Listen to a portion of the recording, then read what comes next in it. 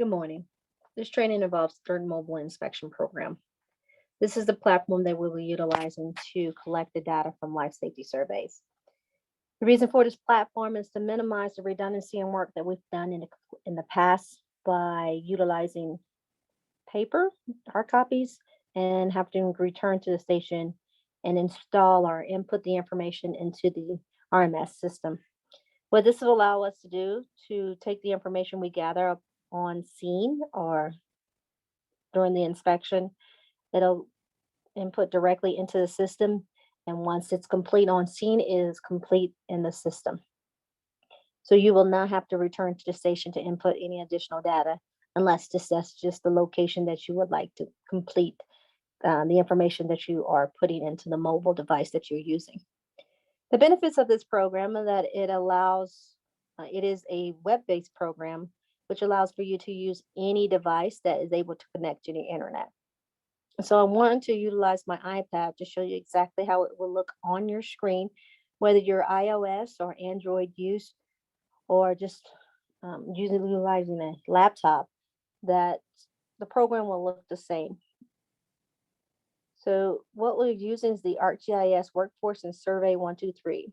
The Workforce will allow us to input or keep track of the inspections as we go, the ones that need to complete it and the ones that are completed.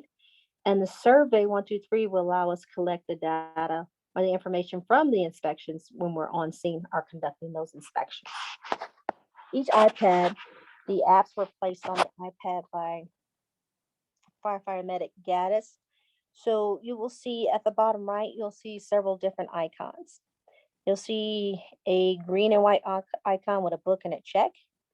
And you'll also see a icon in the lower right that's white and with a red arrow. Looks like it's going in a circle, sort of.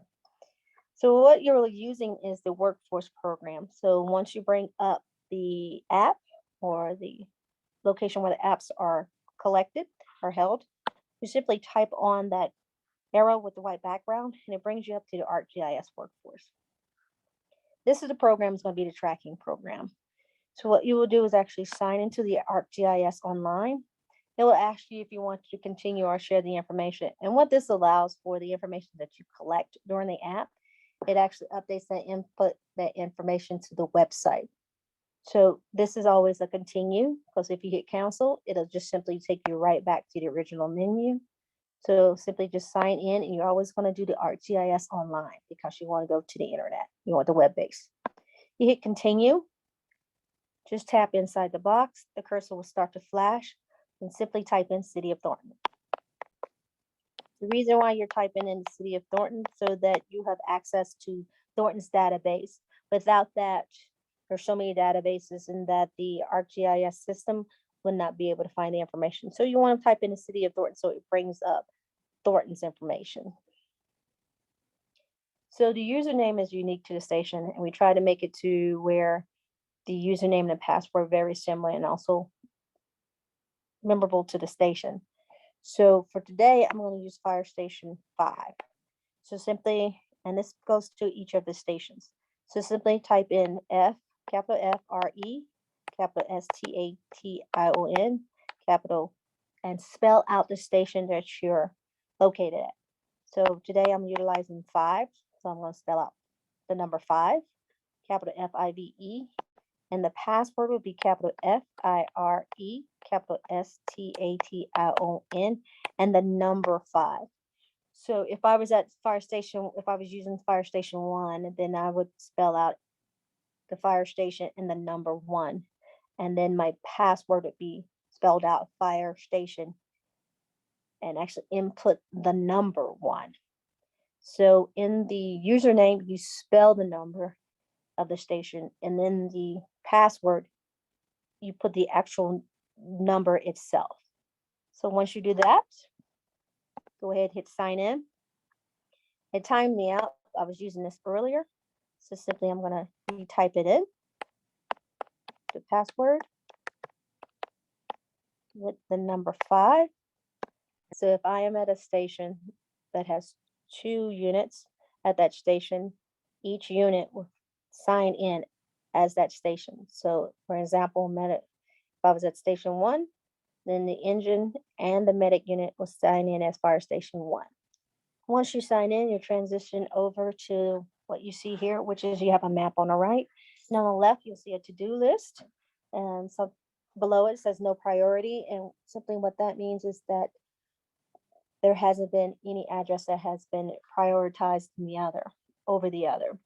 So the number next to it is the number of sections that are remaining to be completed within that jurisdiction. So with each station having its own sign-in, you also have your own list. So with that list, it is a list of the station's inspection, not per shift. So the captains will decide how the inspections will divide it up, but you would see the number in total there. Below it, you will see the list of items that locations that need to be inspected. You will see annual, and if you scroll down, you will also see biannuals. So simply, it will tell you whether this is an annual or biannual when you look up that location. And over to the right, you see a map that has dots on them. Those dots are just highlighting where those locations are. So the blue dot down below is just simply telling you that I'm logged in and that I am located at station 1. So that's the blue dot tells you the device that's located, the device that's signed in and where it's located. You pinch, you also make sure you use 2 fingers, you pinch it together to zoom it or to zoom out.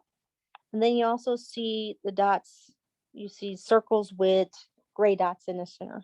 Those are inspections that need to be completed. Those have not been done yet. Then you also have the yellow or orange dots, The orange dot just indicates that inspection has not been completed. When I say not completed, it has not been completed as passed. So this may have a reinspection that needs to be done, or it may be an inspection that was placed on pause.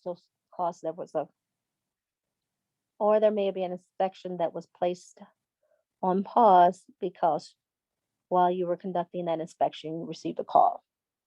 So that would be placed as yellow. And then those that have been completed will be green. Those are changed as green. So you got green, gray, orange, and blue just to show you who is or where you are or where the device is that is signed in. I apologize for making you dizzy if I did. There are 3 ways you can look the location that you would like to inspect. One is the blue dot, which tells you where your device is. So if you're out there on scene, you can simply hit the location next to your blue dot. The other is you can scroll through the list that is there to your left.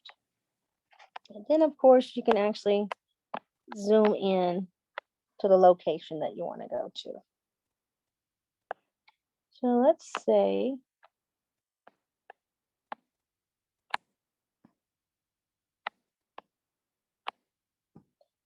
we want to go ahead and inspect Old Chicago. So what I would do here is tap on the dot. It brings up Old Chicago and asks me if I want to start. So what I would do, well, before I hit start, let me explain what you see here. At the top, you see that it's an annual inspection, and below it, it tells you it's Old Chicago restaurant. Then you see the start. So there are 3 dots that you see. One is start, then you have the finish, and you have decline. Finish is when the inspection has been completed and passed, is when you hit that. And the decline is something that we are unable to deactivate. So do not press that. So I decline you to hit decline. All right. So go from there. And then below that box, you see Old Chicago, the address, and the ID number. It's just the ID that is in the system. So the system actually gives you that. It says it's signed by Tyler Dunn. Tyler is the one in GIS who assisted with creating this program. There says no notes because there's none in there right now. You can get directions, compass, and then I'll explain to you the survey and assignment a little later. So what you do is go ahead and press start because we want to start this. Using this program, you can take photos or you can attach any photos to it or any documents that you would like. For instance, if they had an MSD, you can take a photo and add it here. So At the bottom, you have the pencil where you can add some notes or anything that's significant that stands out. Knox box, an entrance, just anything that you would like to remember just as a quick reference. So you can look at it. Then you have directions if you need to find where you're located. That's just some added feature that's already been put it into this app. And then once we have all the information that we want from the workforce, which is our, like I said, is our listing app, our status app, or our tracking app. What you hit survey at assignment once you get where you want to go. Once you hit survey at assignment, then it'll move you over into the ArcGIS Survey 123. This is a platform that we'll be utilizing to collect the data from the life safety surveys. What you do is you'll hit the sign in ArcGIS Online. Once you do so, very similar to the workforce, you want to check the URL, make sure it says the city of Thornton. If it does not, type in the city of Thornton, hit that remember URL, and then move forward to the ArcGIS login. Here, type in the station that you're inspecting from that day. We were using 5 earlier. I'm going to use 5 in this one as well. Same passcode as before. Hit sign in.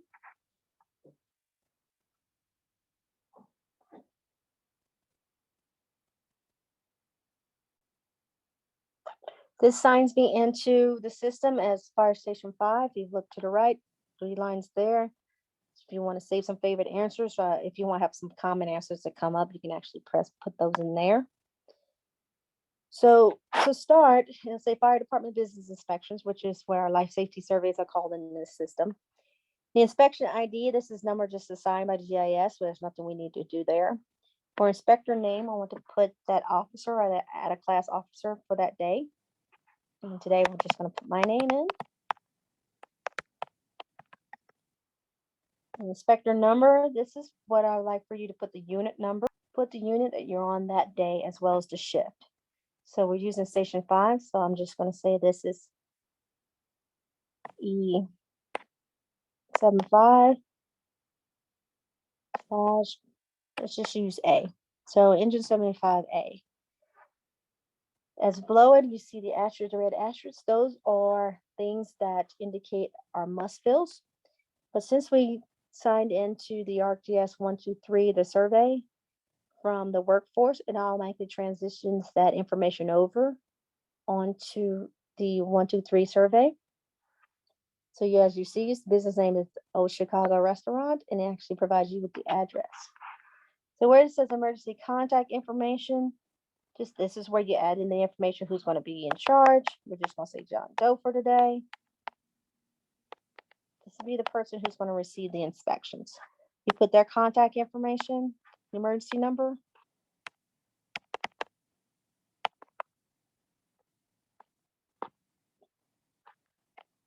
All right, so we have that emergency contact information. And this is a must to have the email. The email is a must because this is where we will send the inspection once we're complete. One great thing about this platform is allow you to email that inspection to whomever wants it. So whoever's in charge or whoever wants to be added to the contact list will receive this inspection. So make sure you have an email. You place that email in there where it says emergency contact 3 o'clock in the morning. And this is just arrival time. If they got called out, how long would it take them to get there? Say 15 minutes, you type in 15 minutes. Then one of the things that we're allowed to do is, like I said, add additional contacts, or you can have more than one. So you hit the plus sign just below where it says 101. Just add another and just provide that information.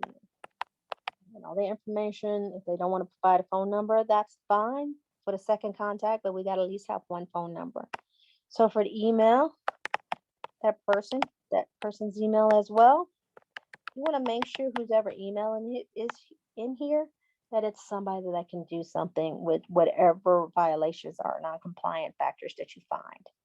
So once that email is there, so Joe Doe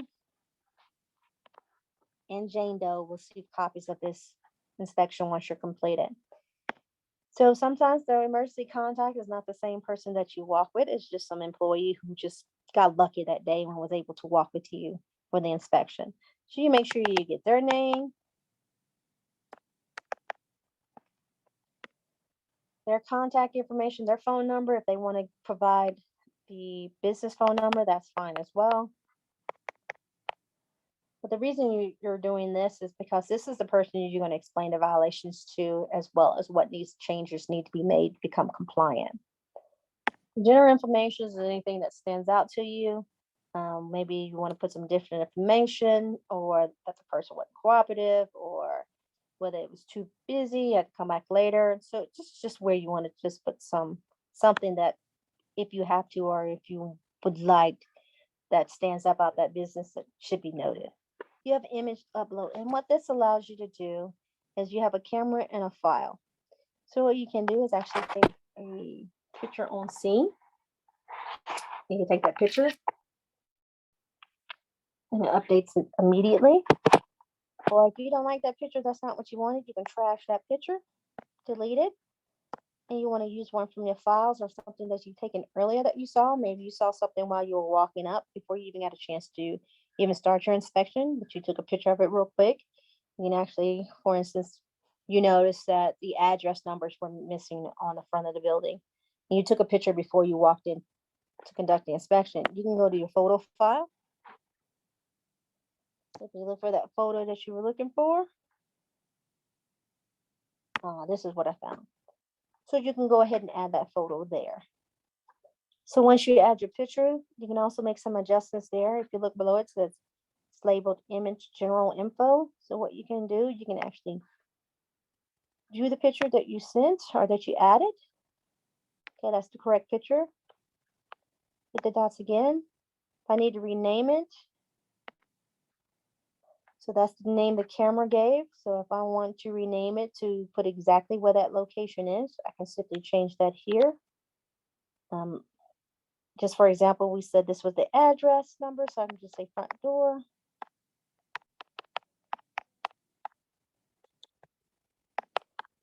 No address numbers. And I'll go ahead and rename that picture. And also, if I need to turn it to the left or flip it to the right, you can do that as well. So simply, since we are at Chicago's, I'll say this is a moderate hazard. It's less than 20,000 square feet. So we labeled that. Then below it says, please review responses prior to clicking next. You're just going to go over and make sure you had all the items filled, the information filled that you would like. Once you've checked and see that it has your information, the carrots at the bottom, you see 1 of 13. To the right, you will see an arrow pointing to the right. This just allows you to forward to the next screen. So then it has general requirements. And what we've done here is put the most common violations that are observed and during annual or business inspections. And one of the things that we went ahead and did is had many of them default to pass. So all you have to do is go in and change the ones that are non-compliant.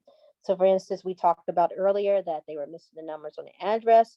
So it automatically has it to pass. And what you will do is simply hit the caret all the way to the right, the drop down, and we'll hit fail. There you'll see failure notes. This is where you can put in the notes you had, add missing address numbers.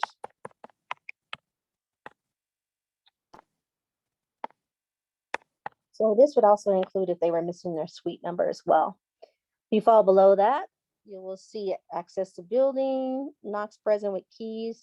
Well, this is also where you will check to make sure the core was changed out and that the keys inside that box have been updated and you have the correct ones. Yeah, the business license, if this is not applicable, you go ahead and just put NA. Otherwise, leave it as otherwise leave it as pass. Certificate of occupancy, that is something you can see as well when you go into the business. If it does not sell alcohol, it's NA. And occupant load, if it needs to be posted, you also check that as well. But if it's not needed to be posted, or you can just leave it as non-applicable or leave it as pass.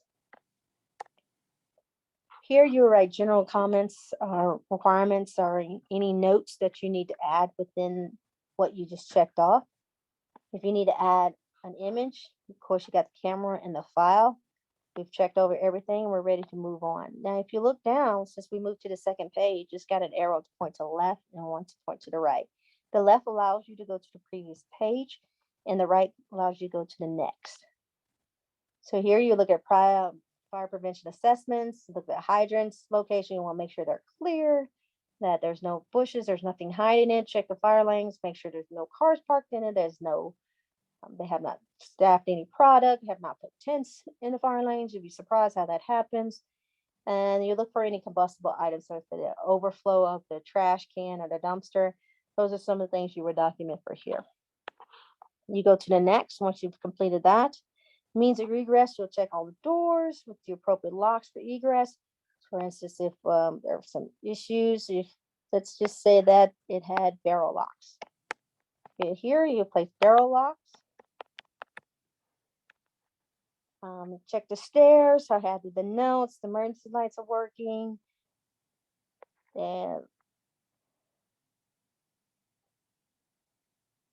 you check the stairs, you check the aisles, emergency lighting, anything that is not compliant, you'll go ahead and to the right and you will mark it pass, fail, or non applicable. So if you want to add photos, again, you will see the camera and the file at the bottom of each of the pages. We'll go to the next. Mechanical rooms, you just continue going through the list, checking for items. And the reason why this list was created was to assist those individuals who have not done inspections with us before, or who do not have their inspector once, so they're not familiar with what to look for. It just feels that if this list is pretty much compliant, that we can feel comfortable that that building is safe for patrons, for people to live in, to people to work in. So that's why this list was created. So the elevator inspection, let's just say, hey, that wasn't done. It expired in 2020. Let's just say that. So we're just making notes of stuff that we encountered.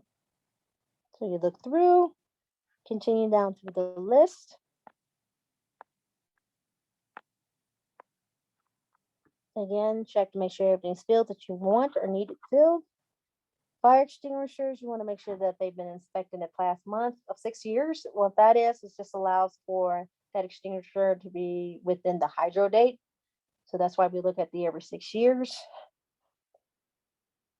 Except if it's in a daycare or school, those are required to have an annual inspection. So here for fire protection systems and sprinkler and standpipe, what you see here, it's blank. But first question is there a system present? So you hit that drop down. If there is no fire sprinkler system present, we'll hit no. And everything below that, it'll go ahead and mark it as NA because it does not apply because we do not have a fire sprinkler system. But if you do, then you simply hit yes. And it changes everything to the blank and you have to go through each one. So we're looking at Chicago. It does not have a sprinkler system, so we're just going to hit no. Okay. And it marks it all the way down. Go to the next page. It does have a hood system. So this one we're going to go ahead and say yes. That it's passed, it's within the 6 months, it's had its annual, the records are good. Let's just say everything is good on here. One thing I want to point out there when it talks about fire suppression nozzles, when you go in the kitchen and you look at the fire suppression system, you want to make sure those nozzles are pointed towards the areas or the appliances, the cooking appliances. There are many times that owners or employees are cleaning behind the cooking devices to clean up the grease for food or whatever the buildup that's behind there. And when they push the cooking appliances back, they're not lined up where the nozzles are directed. So you want to make sure you check that. So let's just say they put it back, they did a good job, they remember what they were doing. You want to check the pool station. Every now and then when you're in there, simply ask one of the personnel and one of the kitchen staff, hey, where's your pool station, your hood system pool station, just to see if they know. If anything else, it might be the educational moment for them. We look at hood build up and say, okay, everything is good there. Again, you have the option to add pictures in the file. The fire alarm system. Let's say they do have a fire alarm system. So we're going to hit yes. It's been inspected. Tags are functional. We're just going to say they look good. Okay. We'll go all the way down. The wire secured to the structure. If you're not able to see the roof, the ceiling underneath, between the roof and the ceiling, if you're not able to see wires, just put an A. On the fire panel, always when you come and check that fire panel to make sure you don't see any trouble signals. Let's just say it has a trouble signal. Okay. The supervisory has a supervisory signal because, of course, the CO2 is malfunctioning. Or not malfunction, but there is a beep that you heard when you came in, and the CO2 system is communicating to the fire panel that we have an issue going on. So you finish checking out the other. There's no smoke control system there. CO2, carbon dioxide detector system, it fails because it is actually it is saying something is going on and alerting the fire panel. So at this, we can say there's a trouble or supervisory.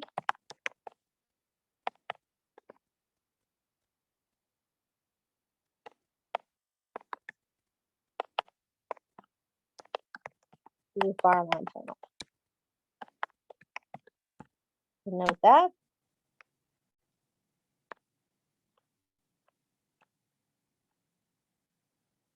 It gets a little sensitive, so you got to do a light touch when trying to scroll up when you're going back and forth between that typing menu or the.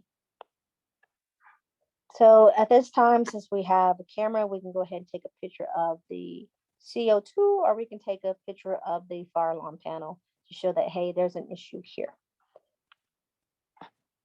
From here, I'm in front of the panel. There's the issue. Takes my picture, add that picture, and I go on to the next screen. Then I answer yes, there is one present. I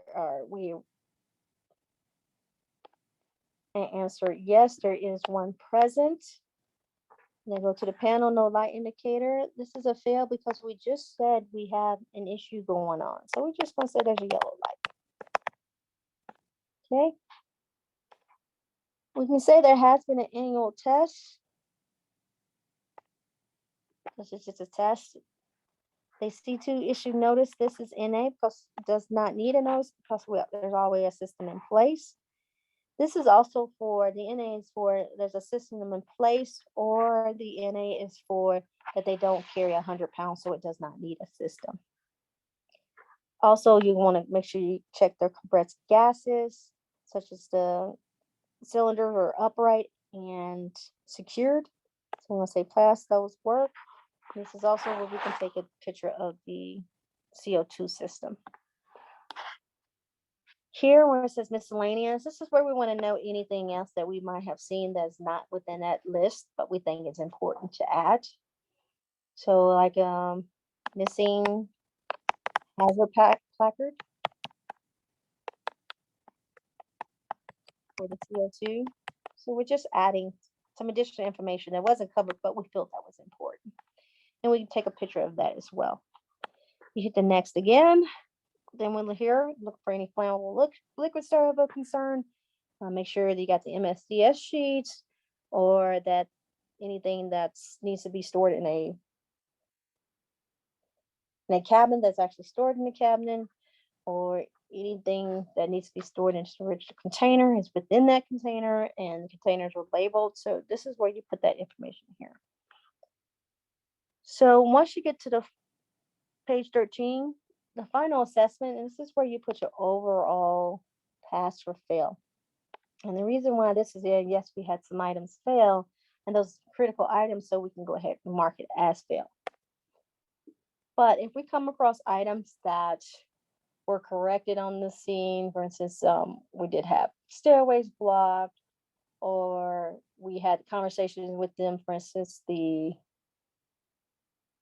staff did not know where the pull station was, or anything that we need to note for the inspection is not a fail, but it's something that we noted on our system and we may have marked.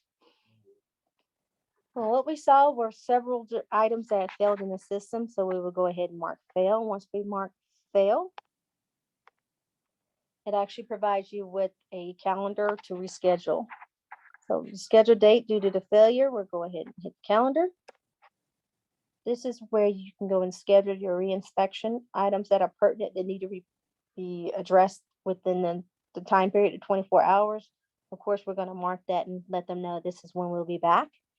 Or if it's something not as critical, you simply ask them, okay, when do you think you'll be done? Typically, we like to reschedule the reinspections within 2 weeks. So, but you can ask them, I can get that done Monday. And if you're on shift, then you go ahead and mark Monday and you can have your inspection. But just make sure that it coincides with your shift date. So you can set that inspection up. Okay, I'll go ahead and mark it there. Then here where it says customer signature, you can go ahead and add the signature. Person will actually take their finger and sign the screen. Once they do so, where it says customer printed name, make sure you put that customer's name. Not all of our signatures are legible. So you want to be able, when you call back, or if you have some concerns or you want to reference something to that person you had the walkthrough, you want to make sure you're able to at least say who their name is. Okay. Once you checked over everything, we got it failed, we have some issues, then we're going to go ahead and hit the check mark and submit. And what that will do, it'll bring up survey completed form and let you know your device is online. And one of the good things about here is if your device is offline, what it'll do,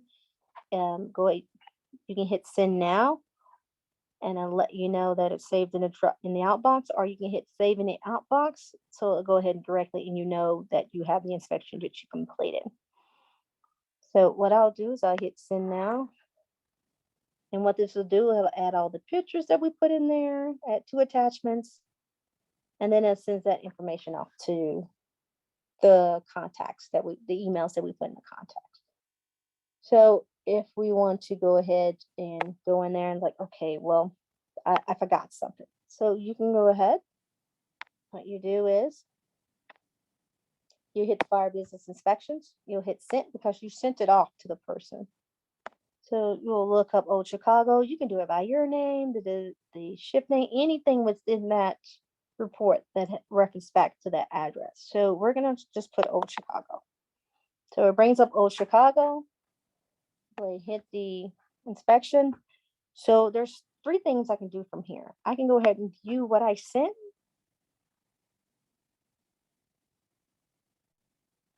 And just look over. Okay, is that correct? Did I get everything? All right. Okay, I just wanted to check, make sure I had the elevator inspection failed. So I got that. So I'm going to hit the X out, and then it returns back to the sent. But if I hit send again, then it has edit and resend. So if I forgot something to add to that original inspection, I can go ahead and hit edit survey. I can put here employee walk. So I added that information, go through. When you add something, it's different than view because it allows you to edit your inspection and add and subtract from them. So what I do, I have to scroll through at the bottom, and then I have to check it that that's what I want. So I'm resubmitting that again, and it'll send it the information. So it did not create a second inspection because what I did was edit the one I originally sent. But if I want to go in and conduct a reinspection, I still go to sent out, I bring it up, and then at the bottom it says copy sent data to a new survey.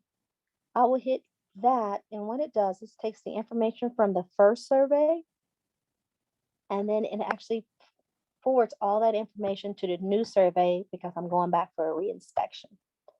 So what I'll do, I got all the information from the first survey, so I'll forward it over. And let's just say they corrected all the information. So you go to all the fails and you just pass them if they've corrected everything. You also have the opportunity to add any additional new items that you might have come across while you were there. This is your opportunity to do that as well. So the reinspection, I missed a fail. So they corrected the CO2. That is a pass. They corrected the panel. But I got a call when I'm trying to straighten this out. So what I can do is go to the end. I'll hit the check and I'm going to say save in outbox. The reason I want to save it in outbox is because I want to save what I'm doing to my reinspection so I can come back later and finish that. So with that, since I saved it in the outbox, it would not be in our sent file. So when I come back and I'm ready to pick up the inspection where I left off, because I had a call in the day, something happened, I go to the outbox and it brings up the inspection that I saved, and it'll ask me if I want to complete that inspection. I hit yes.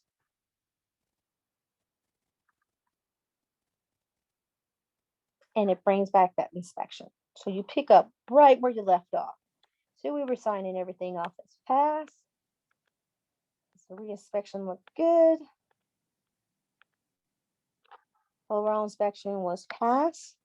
You get a new signature. And if this changes, this is also where you can come in and we can say Jane was the one who walked through us. So you simply come in here and you change the name. There you have all the information. You hit the check mark. It asks you, do you want to send it now? Continue the survey. So if you hit the check mark by accident, all you have to do is continue the survey. And you go back and pick up where you left off, or go mark up what you need or changes you need to make. Hit check again. Yes, I'm done. I'm ready to send. I'll go ahead and send it out. Okay. Once I sit from the outbox, you now see that the outbox is now clear, and that inspection is in the sent file. So you go to the sent file, we'll put in old, and now you see that Old Chicago has two inspections. It has the initial and the re-inspection there. So once you see that, what you do, you return back to the workforce. And once you see the workforce here, we'll mark finish. And what that do, Old Chicago now does not have a circle because it's completed for the year. You'll see where your priority number went from 192 to 191 and is no longer on the to-do list, which is the reason why it does not have the gray dot. So if you go ahead and hit the to-do list, there's a drop-down menu next to it. You hit completed. And now you see that Old Chicago is now in the completed list. So also what you can do, for instance, if you go back to the to-do list and we open inspection and we started it and like, oh, I didn't mean to start that. What you can simply do is hit the reset, which is the three dots next to it. You hit the reset button and it changes back that it needs to be completed. Or if I hit the start and they did not pass their inspection or I got it interrupted, you would hit the orange dot and it changes that inspection to orange, change that dot from gray to orange. And then also you'll see the resume button come up. So when you go back to that inspection or you go back to the inspection that you did not finish or you go back to for a re-inspection, you'll hit resume again. You'll hit resume and then it picks up or the tracking where you left off. Okay. I do not want to mark that. I'll hit reset. Once that's all complete, you just simply go ahead and once you're done, you can log out and sign out of the system, or you can just leave it logged in. So I do want to point out, if you come across an inspection that is not within your jurisdiction, please let me know. Myself and Alexis, we could simply just take that out and reassign it where it should be. Also, if there's an inspection or a location that's in your district and you know it's in your district and it needs to be added, that's another thing. Contact us as well, and we can put that within your district. So I'm not saying this list is all inclusive and that it's exact, but if there are changes need to be made, please let us know, and we were glad to do so. So if you have any questions on this, you might ask myself or Alexis. And also just want to let you know that there is a PowerPoint on this presentation that'll walk you through it as well. So again, take this time, grab a device, walk around the station, conduct the inspection, just a mock inspection, see if there's any concerns or issue. And if so, please do not hesitate to contact me and be glad to assist. So again, thank you for your time. Take care.